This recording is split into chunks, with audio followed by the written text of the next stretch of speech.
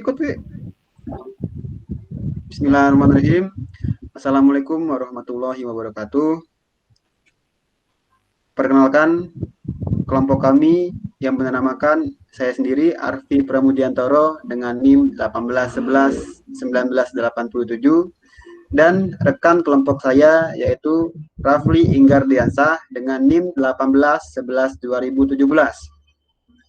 Di sini kami akan menyampaikan hasil presentasi dari UAS, ujian akhir semester mata kuliah kecerdasan buatan, yang kami ambil judulnya yaitu penerapan metode K-nearest Neighbor yang digunakan pada klasifikasi penyakit diabetes. Kemudian penjelasannya akan dilanjutkan dengan rekan saya yaitu Rafli Inggardiansah. Ya, baik. Apa itu penyakit diabetes? Penyakit diabetes yang berlangsung lama atau kronis serta ditandai dengan kadar gula yang tinggi atau nilai di atas nilai normal, glukosa yang menumpuk di dalam darah akibat tidak diserap sel tubuh dengan baik dapat menimbulkan berbagai gangguan organ tubuh. Jika diabetes tidak dikontrol dengan baik, dapat timbul berbagai komplikasi yang membahayakan nyawa penderita.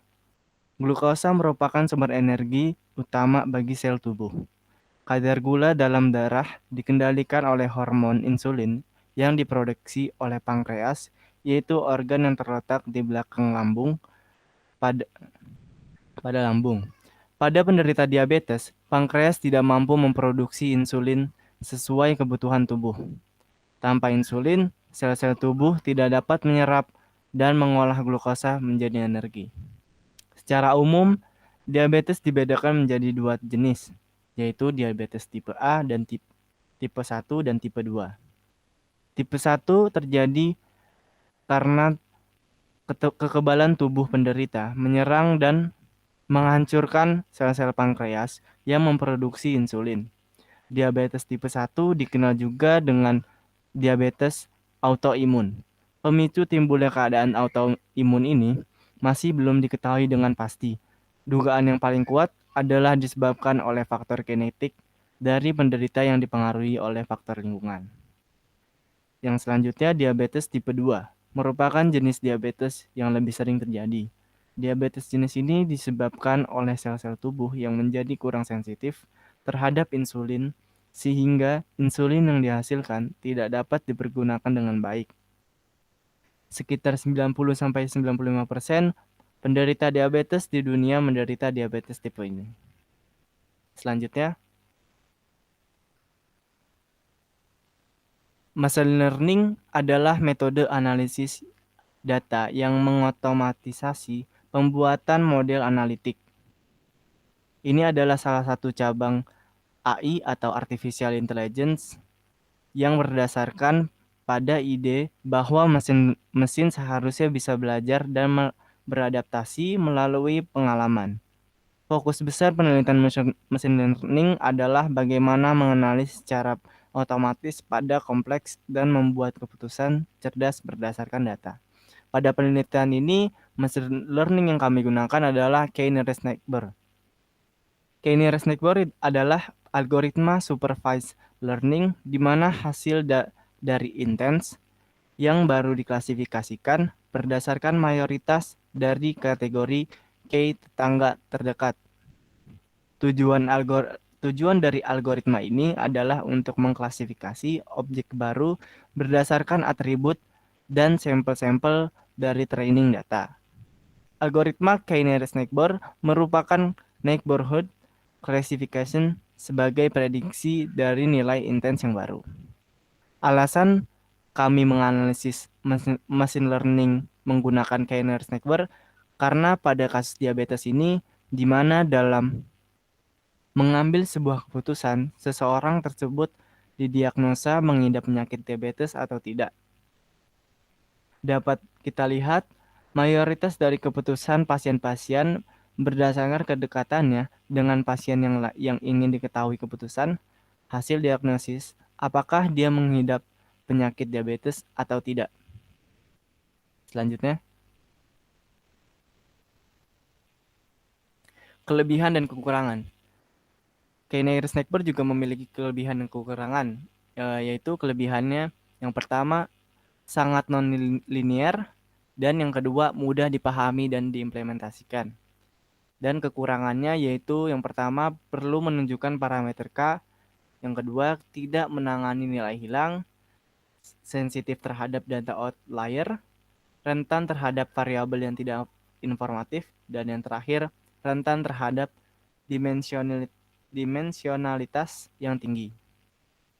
Selanjutnya, perhitungan jarak antar tetangga.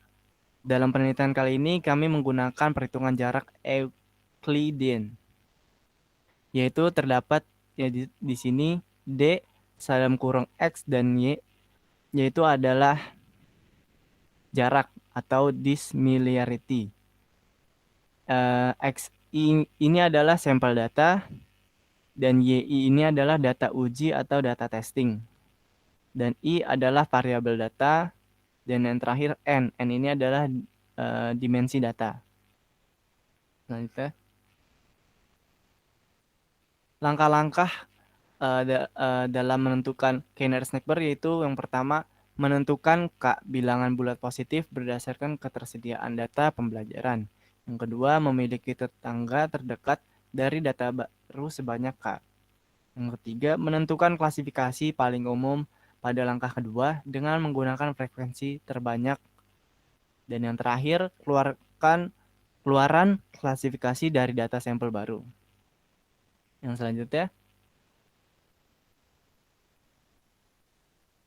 dalam penelitian ini juga terdapat data variabel kasus yang kami gunakan. Untuk variabel yang kami gunakan di sini adalah yang pertama ada variabel usia, yang kedua variabel tekanan darah, yang ketiga variabel BMI atau indeks pertumbuhan, yang keempat adalah variabel fungsi silsilah diabetes, yang kelima adalah variabel kadar glukosa, yang keenam adalah variabel insulin atau tingkat hormon alami yang diproduksi oleh pankreas. Yang ketujuh adalah variabel jumlah kehamilan. Yang ke-8 adalah variabel ketebalan kulit, dan yang terakhir adalah variabel target dan variabel output. Untuk implementasi coding akan dijelaskan oleh rekan saya yaitu Arfi Pramudiantoro.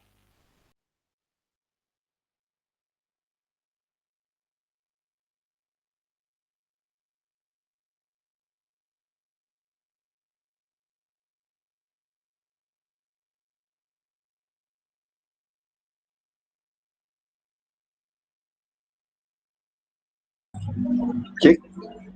Baik, akan saya lanjutkan. Untuk membuat aplikasi machine learning untuk mendeteksi penyakit diabetes, di sini kami menggunakan aplikasi berbasis website menggunakan Python, menggunakan framework dari Flash dan Heroku. Di sini saya akan menjelaskan kode-kode atau source code yang digunakan pada pembangunan dari aplikasi dari pendeteksi diabetes itu sendiri. Terdiri dari 5 tabel. Yang pertama ada index.html, kedua base.html, ketiga hasil.html, dan terakhir untuk aplikasi Python-nya menggunakan app.python. Pertama, saya akan menjelaskan dari codingan dari app.python-nya. Di sini kami menggunakan 5 import dari library untuk menggunakan pendeteksi diabetes itu. Pertama ada Flash, yang merupakan framework dari Python yang digunakan untuk membuat website. Kemudian untuk render template digunakan untuk meload format tampilan dari website. Kemudian untuk request digunakan untuk mengambil data dari from halaman post. Dan kemudian untuk redirect digunakan untuk mengarahkan suatu halaman ke halaman lain. Kemudian untuk pickle digunakan untuk meload model dari algoritma yang kita pakai yaitu machine learning dan KNN. Kemudian sklearn digunakan untuk memprediksi proses dari pendataan untuk datasetnya. Kemudian untuk NumPy kita menggunakan untuk sebagai menyimpan data array yang akan kita uji atau datasetnya untuk menyimpan dataset. Untuk diketahui pasien tersebut tergolong positif diabetes atau negatif diabetes. Di sini menggunakan library NumPy versi 1.19.3. Jika kita menggunakan versi lain, maka akan terjadi bug pada flash yang terdapat pada project ini. Dan menggunakan perintah pip3 install nama library, kemudian versi library. Kemudian untuk baris ke-6 adalah inisialisasi penamaan dari aplikasi website pada flash. Kemudian untuk pada baris 8 sampai 31 merupakan pembuatan root pada website. Ketika web browser ditulis slash, maka akan menjalankan fungsi index. Root dapat menerima permintaan get dan post. Nah, jika post dilute, maka model machine learning akan bernama KN_pickle. Kemudian akan mengambil data yang dikirim dari permintaan post tadi. Maka akan membalikkan dari KN_pickle ke post. Kemudian data yang terkumpul selanjutnya akan dimasukkan dalam baris 8 baris ini yang terdiri dari melahirkan, glukosa, darah, kulit, insulin, BMI, riwayat, dan umur, akan dimasukkan ke dalam array dan diubah menjadi array 2 dimensi. Array 2 dimensi selanjutnya akan dilakukan proses prediksi menggunakan model yang kita buat tadi untuk menjalankan array yang kita buat. Terakhir, hasil dari return dari Python yang kita gunakan akan menunjuk ke hasil.html yang akan kita jelaskan nanti. Jika request mendapatkan get, maka akan menampilkan halaman indeks yang berisi form untuk memasukkan data prediksi atau pasien, maka akan terjadi error debug. Untuk 33 adalah kode untuk memberikan hasil debug yang terjadi jika terjadi kesalahan, maka yang menggunakan tadi untuk get tadi. Kemudian untuk selanjutnya saya akan menjelaskan tabs dari base.html.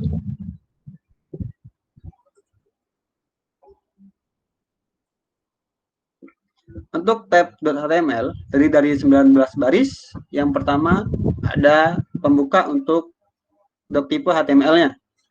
Kemudian baris ke-5 sampai ke-10 merupakan proses identifikasi style di website yang akan kami gunakan menggunakan CSS.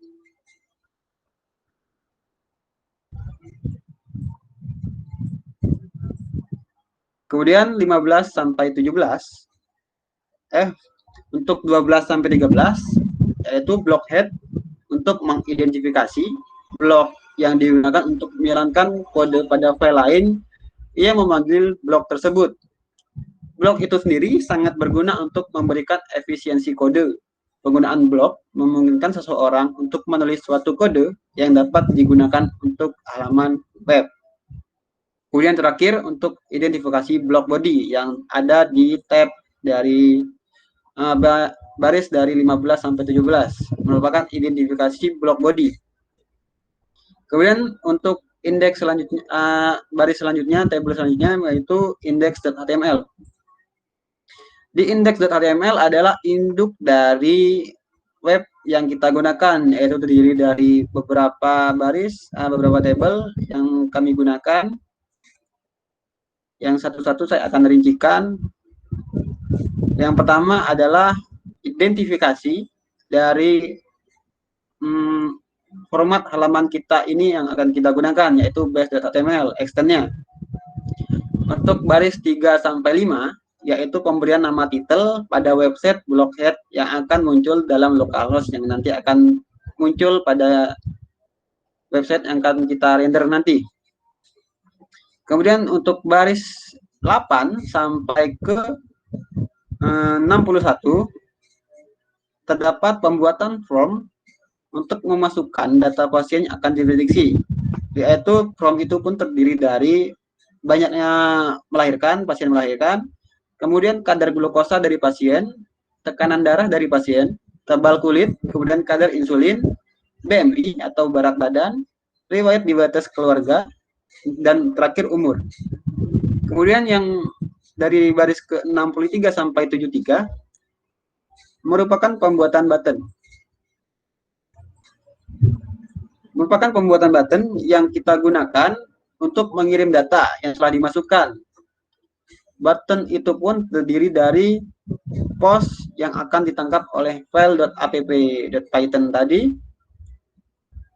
dan akan merender hasil dari apa yang kita inputkan dari tabel 8 tabel di atas tadi. Dan terakhir untuk tabel hasil.html.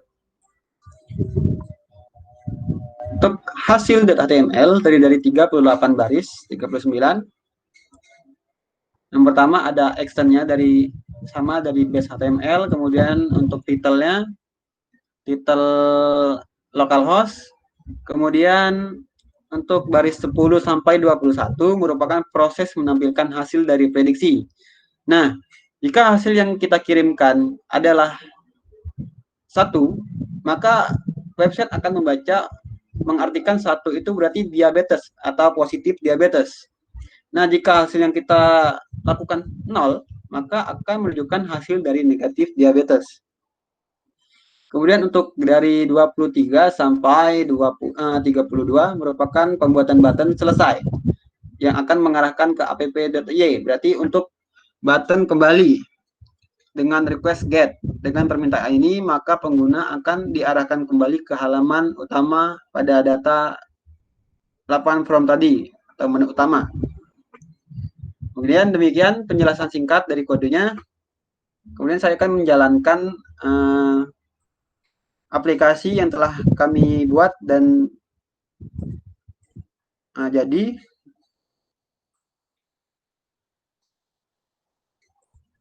Bentar.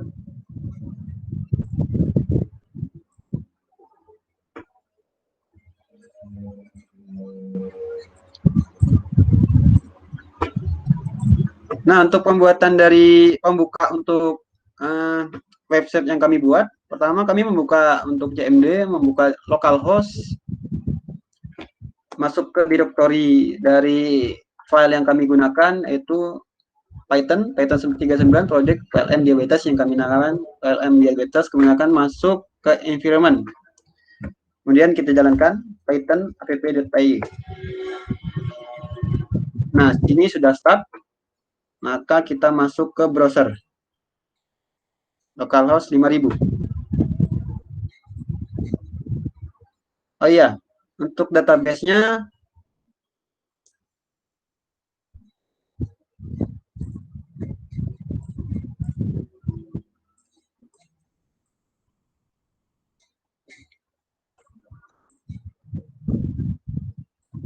Nah, untuk database kami menggunakan database 8 baris ini yang berisi 155 baris, 155 baris yang terdiri dari 8 menu, yaitu 8 pilihan: hamil, glukosa, tekanan darah, tekanan insulin, BMI, riwayat diabetes, umur, dan tekanan darah, tekanan kulit, tebal kulit.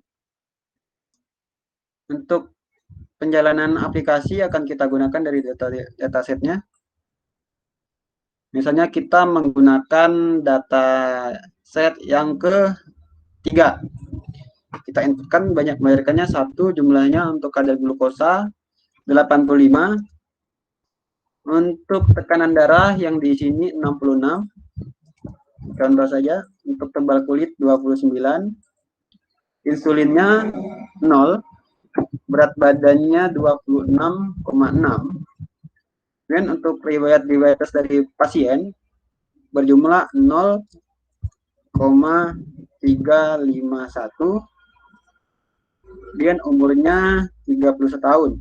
Jika benar, ini akan menunjukkan hasil negatif diabetes. Atau di sini outcome-nya 0. Jika benar 0. Negatif. Nah, benar. Kemudian kita mencoba untuk Yang kedua kita mencoba untuk misalnya pasien yang positif. Kita coba yang baris kelima, dataset yang kelima. Selnya 1, 89, 66. Dataset yang kelima, dataset ke-6 salah. 0, 137,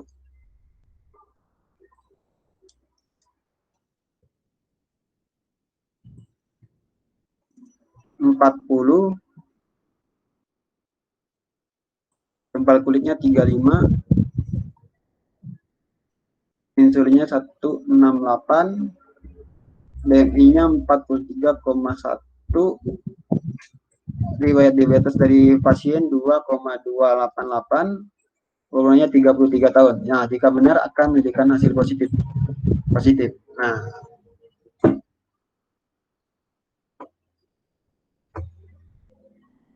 kemudian untuk dataset tadi udah penjelasan algoritmanya. Untuk algoritmanya masih menggunakan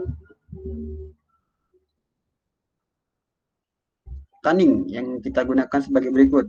DF sama dengan PD delete, CFV diabetes latih, Xtrend DF palu, Xtrend PD delete, yang terakhir. Kemudian untuk akurasinya berjumlah 74%.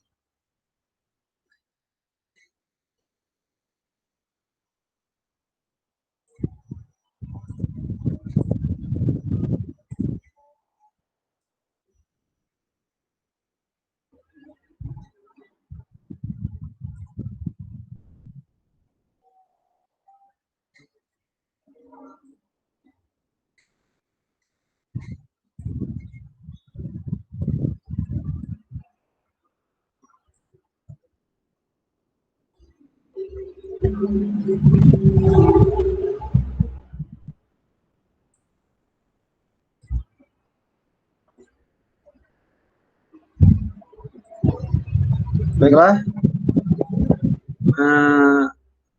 demikianlah presentasi yang dapat kami sampaikan.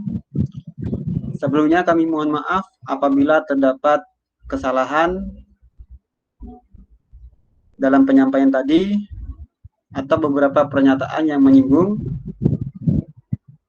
Akhir kata, saya ucapkan terima kasih. Wabillahi taufik wal hidayah. Wassalamualaikum warahmatullahi wabarakatuh.